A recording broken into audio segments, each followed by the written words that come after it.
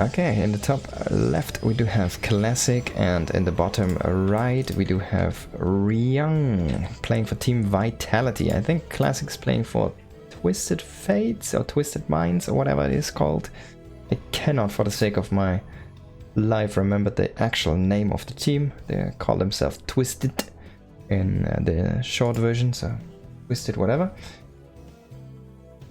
And yeah, Classic is like a perfect pickup for them, because he is a very twisted mind indeed.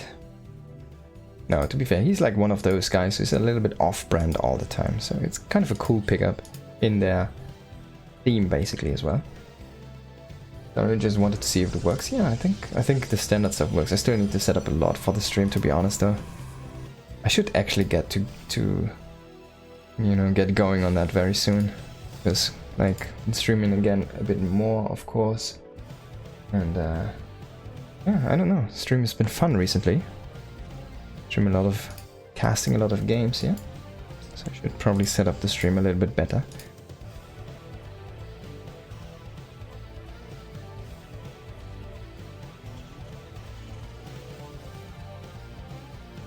Finally some Terran units again. It's been all but Zergs and Protoss, except for I think the first game maybe, or the second series today. And I think this matchup is one of those I'm still missing today, so yeah, looking forward to see what Ryung can bring to the table here specifically in this TVP from his side. And so far it is a Marine, and he's been having fun with the Marine. Me too, I like it. I like those mechanical and biological Terran units. Yeah, no scout so far on both sides. See, Classic also does not even know where his opponent spawned. Okay. Oh yeah, let's have a look. So we do have actually a 3cc setup opening here for our Terran player, and gonna be a little bit later on the gas. Gonna be a Hellion, and what is this, Marine setup? So this is very interesting. The Hellion's most likely gonna be a lone Hellion into scouting potential, and maybe there's gonna be a Cyclone behind. We're gonna see though what he wants to do with the factory. So this could be, yeah, there we go, a Cyclone to go like all-round defender. Of course, it's a little bit weaker now as a defensive unit, but it's not bad by any means. It's still very good. It's not as good as it was with the earlier version. Oh, he needs to be careful there with the SCV. He's gonna try to sneak out the Hellion here and gonna succeed, but you don't want to commit 3 Marines against 2 Adepts here. Also didn't keep that SCV alive, so kind of crazy rotations here, keeping the SCV alive, getting out the Hellion. I'm not gonna lose anything here. Classic not gonna find anything. Okay, Hellion is gonna see a good scout here into the front of the natural. He's gonna see the Oracle as well. Oracle also gets turned on, and he's gonna catch both of these Adepts maybe with the Cyclone. No, one is gonna get away. Oop. But yeah, good stuff so far. I think Ryung is in a good position. He killed an Adept. He got a full scout. He got Oracle energy already. He's gonna lose this one SCV. The Oracle's gonna turn on the energy, but now it's out of energy, so hey, you don't even need to sit down here and defend. And this is cool stuff here from the Protoss. I like it. He's gonna make a Phoenix. I hope he's gonna if he commits to it, he's gonna go for more. So far it's only gonna be one. This could be Phoenix Colossus, right? But I mean, it means you're gonna sit a little bit more on 2 bases. But what are you gonna do with 1 Phoenix? Wait, what did you make? A robotics bay. Okay, so it still could be Phoenix Colossus, but very late Phoenixes. 1 Phoenix Colossus. Is that a thing? I mean, it's a 3-Rex follow-up here. Or Ryung. So the early Colossus is probably gonna do fine, because this is gonna be very Marine heavy. Of course, this is a 3-base setup for our Terran player, huh? Very quick 3rd base, so he's gonna have a, well, a beautiful economy behind this. It's already done, and it's like not even halfway done here for our Protoss player. He could even move out, because I mean, he needs to get some scouting done. He needs to see this base, then he knows, like, oh, okay, I can actually move out. He needs to get a scan or something, you know? He needs to find something. He needs to find some information. If he sees this army, for example, he knows, like, oh, Cool. I have a big advantage right now, and I should utilize it. Like, he should float this over as soon as he can. The longer he waits with the float, the smaller the advantage is gonna be. There we go. But yeah, it's like half a minute or so late. He could have had this already out here and producing SCVs down here and mining here. And yeah. In fact, it's gonna be basically on par with the Protoss, which is still gonna be better for the Terran, don't get me wrong, but... I mean, he could have already salvaged some of that advantage he had, and now he needs to commit to a bunker, like in this position, or this area here, where he can like defend this base and this base at the same time, because he has no scouting information, he has no intel. If you play again without intel, with a small army, you need to be very careful. And yeah, Classic is gonna move in now. He's gonna try to pull the army out of position. He's gonna maybe kill an SCV, but there we go. That's the scary part. Colossus Sentry. Some couple good force fields. Gonna kill already some of those Marines here. They don't have combat shields yet, so they're pretty easy targets. And then warp in position. Oh my god, even the stasis ward grabbing all of the high health units. The last one is gonna be the Marauder. Nothing stands strong against the Colossus. This is such a big stasis trap here for our Protoss player. All of these units are in peril, in danger. There's a Colossus. He might even just kill the base. Oh my god, is this game over? One freaking stasis squad with 3 Marauders and the Cyclone?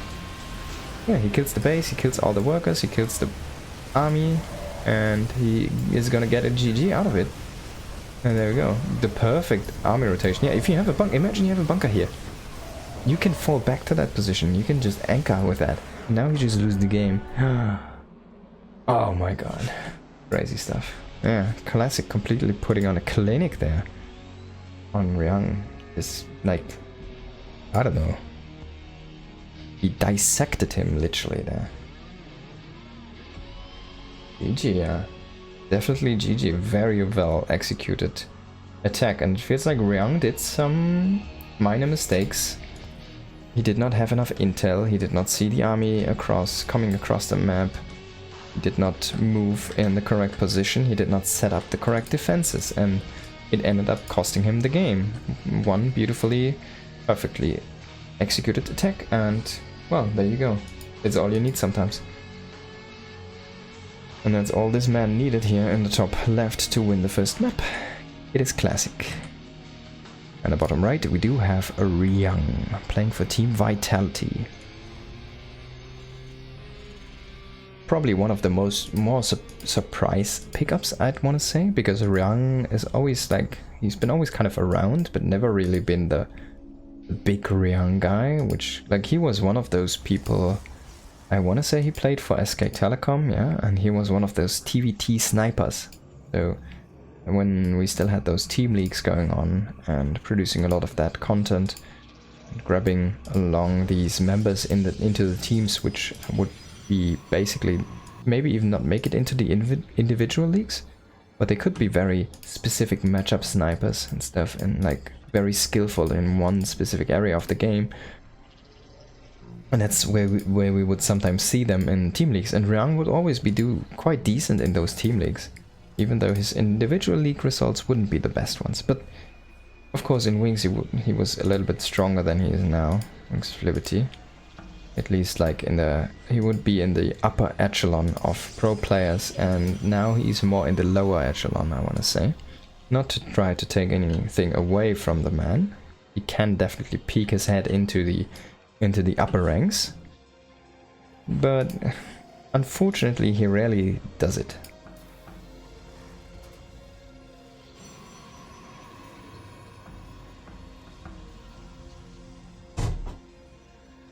Let me grab another water here. Stay hydrated.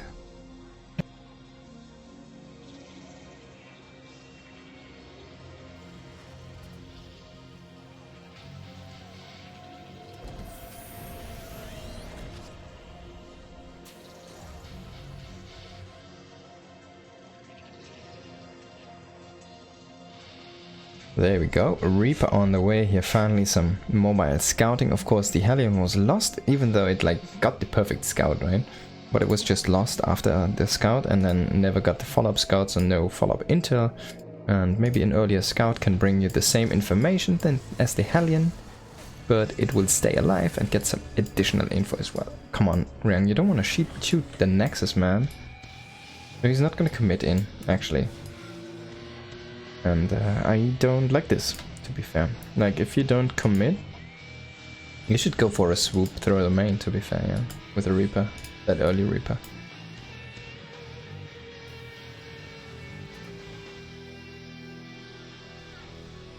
This is a Widowmine drop, so you get follow-up information anyways, right? With a drop. Oh, there we go. So he sees the Cyclone, he's gonna get pushed back with the Adept here. Reaper trying to come in for the follow-up scout now. I think like seeing the Stargate earlier might have been like opening up some more pathways for you. But yeah, I don't know. Okay, he's gonna see it now. He's gonna not get a probe here, unfortunately. Well defended by Classic. Hello Shield Battery, I hope you're having a good day. We're closing to the end here of today's stream. It's gonna be like 50-ish more minutes, or like roughly an hour. But yeah, we still have a little bit of games to go through here. And there we go. Widowmine drop and Tech Lab. Another barracks, so this should be the third barracks down here, and these two are gonna make add-ons for a while. There we go. And then probably a little bit combat shield stim at the same time. A couple of marauders. Ryung really likes those to kind of bolster his early army. Marines are in position to fend off the Oracle. Of course, both mines have been picked up, so no one-shot potential there.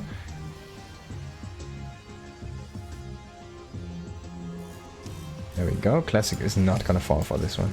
It feels like the Widowmine drops have been so weak. Oh, getting an Adept is nice, but it's better than a probe. Can he pick up this one? No, he's gonna try to burrow it. He's gonna get killed though, and the Medivac might just be able to boost out here. Maybe he can get a burrow. There's no lift, but there's the Oracle, which can just kill the mine. No, it's not gonna get out. He's just gonna lose it. Oh, can he drop the mine? Drop it now! I mean, cool attempt. Of course, Immortal, Big Daddy Immortal was here, so saving the day, as always. Saving the day since 2010. Big Daddy Immortal.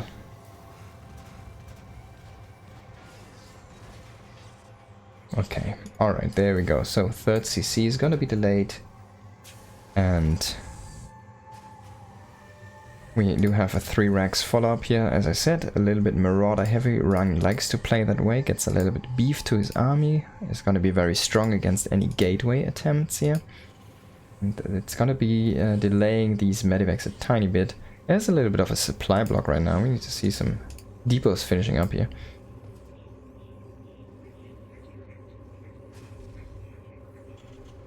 I read your mind and already answered your mine question. Yeah, I don't think they are that strong right now. If you really want to do the current Widowmine drop in a way where it makes dent, like first of all, it's not gonna get cloaked with the armor. You need to research the upgrade, right? So if you want to really go into Widowmine drops, you need to probably full commit and go like constant dropping and with 2 medivacs at the same time into 2 locations and with drilling claws. You need to have like double, either you get a factory onto the tech lab and then swap it into a reactor, or you get like double factory or something, so like some crazy commitment, but then you need to really deal damage. I think then it's very strong still. That's something Maru used to do a while before it was cool, and then he made it cool and then it became uncool again. I don't know why, because it's still strong. I guess everybody just got used to it. And now the mine is nerfed, so nobody's going for that. But like the standard mine drop, I mean, it still can. If it connects, right, it's gonna be great. And it's gonna be good defensively against Stargates, if you keep the mines at home. and like grab the first Stargate unit, and then you can maybe commit the mines later. If you have them at the same time as an attack or a poke, I think it can still be very strong. But just a lone mine drop is never gonna do any good, I think.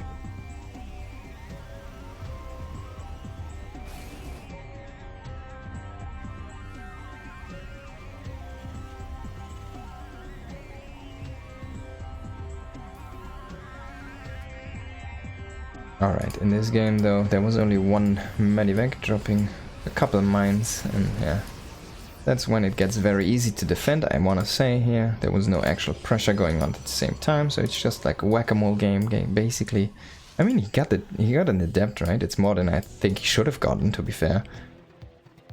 And still though, Protoss is looking good behind this. This was a lot of investment from Ryung, and he also invested into this army. And if he does not make anything happen with this, I think he's gonna be a little bit behind. But as I said though, his worker count is looking mighty fine. Of course, Classic did play, what is it called? Phoenix Colossus, yeah, Stargate Colossus. So this is gonna put you into 2 bases for a little while, longer than if we go with a gateway style, right? So it's not like Ryung is in a bad spot here, but it feels like he needs to get something done, because his army is not gonna scale as well. Oh, getting the prism is nice here with the turret, beautiful position there. And he's also in position with some units to kill those zealots. And yeah, I always love, like, Classic is gonna click them onto individual guys there, and then they're doing fine, those zealots. And there we go, double engineering base running now. Extra barracks coming on. 4th base, okay, I like this. So we're going a little bit tank heavy here, and 4th base. Now going into Widow Mines again. So those 3 tanks are his anchor basically, his safety net. And going out with Vikings to hunt for a prism maybe. He's not gonna find any though. Oh, I love it. Random missile turret. So Ryung is one of these players who does this. And if you just click a prism here, because hey, it's not in the Terran base, right? He shouldn't have anything here. It's not over that airspace, so there's no Vikings defending there, right? Hey, there's a turret. Maybe the prism dies.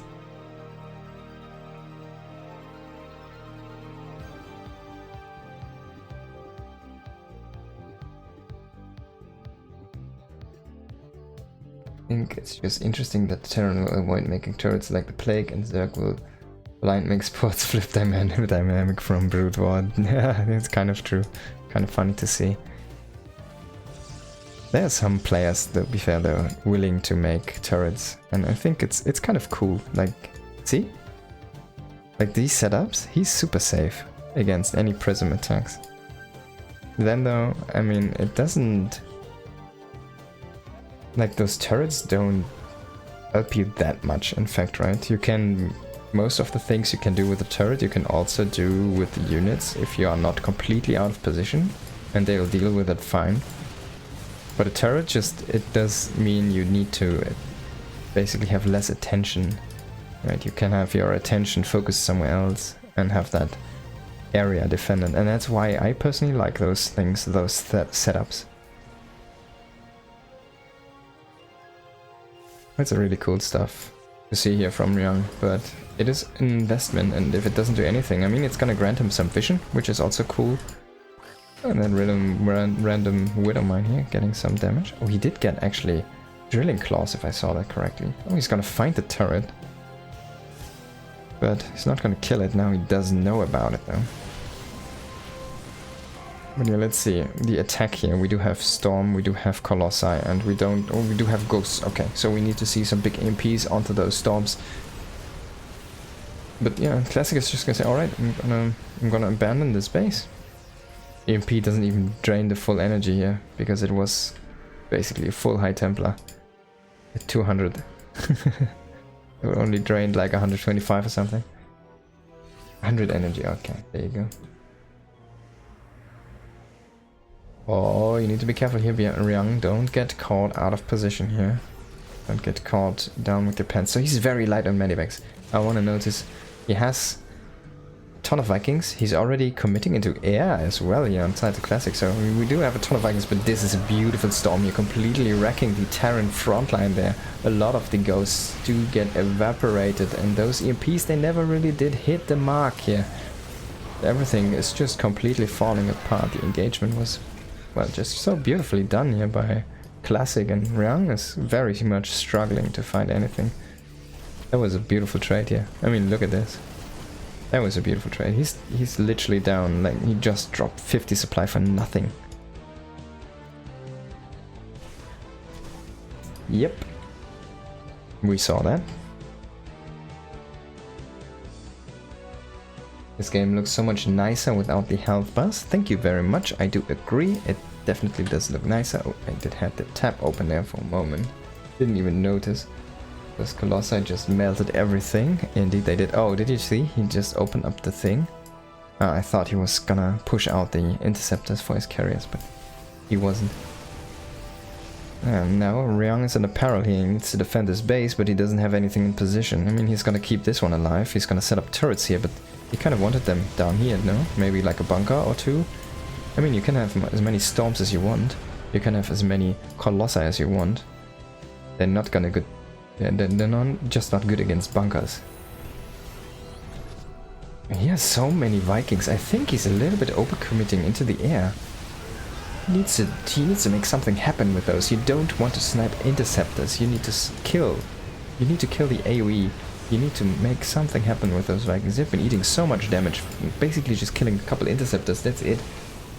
And now he's losing another position here. This base again.